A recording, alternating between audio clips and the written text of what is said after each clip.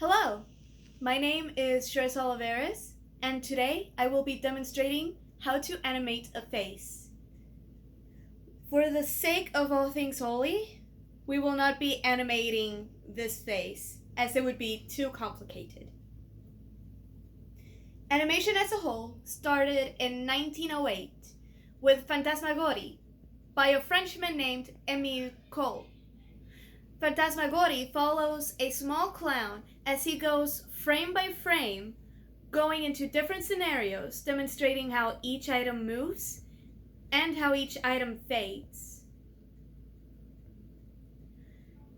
Let's create your own project. First, you need to determine whether or not you're using audio. It is not required for you to use audio for an animation, but if you want, you can. And for keeping things simple, we will not be using audio. Next, we choose our frames per second rate. A frame is a single drawing, and frames per second is how many frames pass by the screen within a second. 12 frames per second makes for a choppy look, and it makes the animation look slow. But on the bright side, it makes it easier to finish.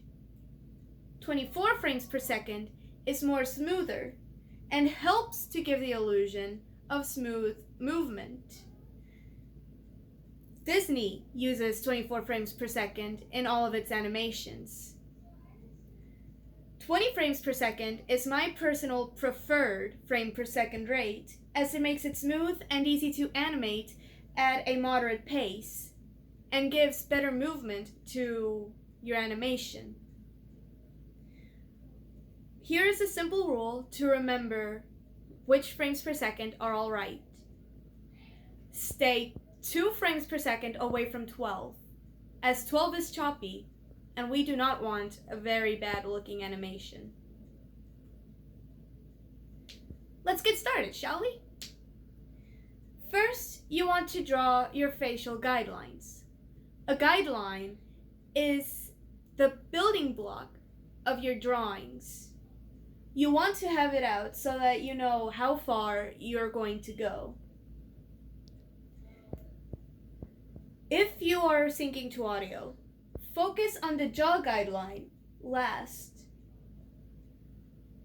If you want to add any other objects to your face, such as ears or a moving headpiece, go ahead and just add a line. Nothing special about the line, it just demonstrates where you're going to be moving your item next.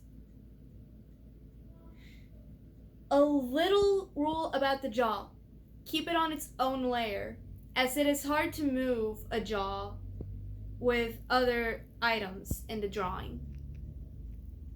And to keep the animation simple, we are not going to be moving the head yet. Now we're creating basic movement. Basic movement is the hard part, and it is okay to cheat. You can use a reference animation, a real video, or your own face. Personally, I use reference animations and my own face. You can move the jaw down and up to give the illusion of speaking, and mimic the movements of physics by moving your line in however the item is going to be moving.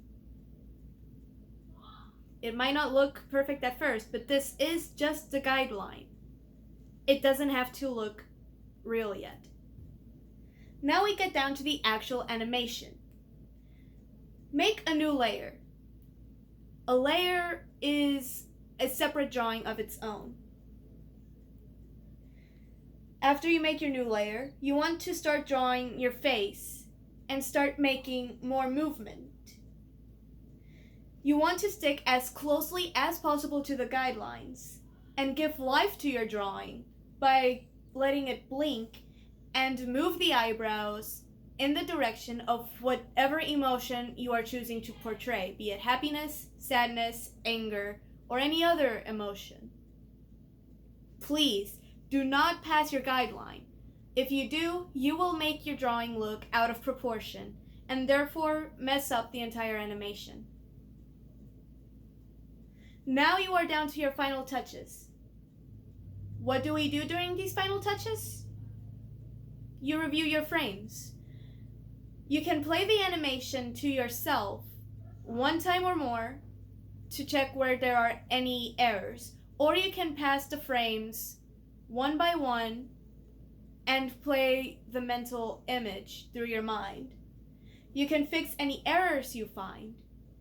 And if when you're playing your animation, you see that it is going too fast, it is okay. You can change the frames per second. The animation I made for my demonstration today started on 20 frames per second. It went by too quickly, so I changed it to 16 frames per second. Once you are done animating, hide your guideline layers. And you have your finished project. You can animate a little bit now. It doesn't have to be perfect. After all, Rome wasn't built in one day. It doesn't have to be complex. And you don't have to color it. Thank you for watching my demonstration. I hope this helped you to learn to animate a little bit. And have a great day.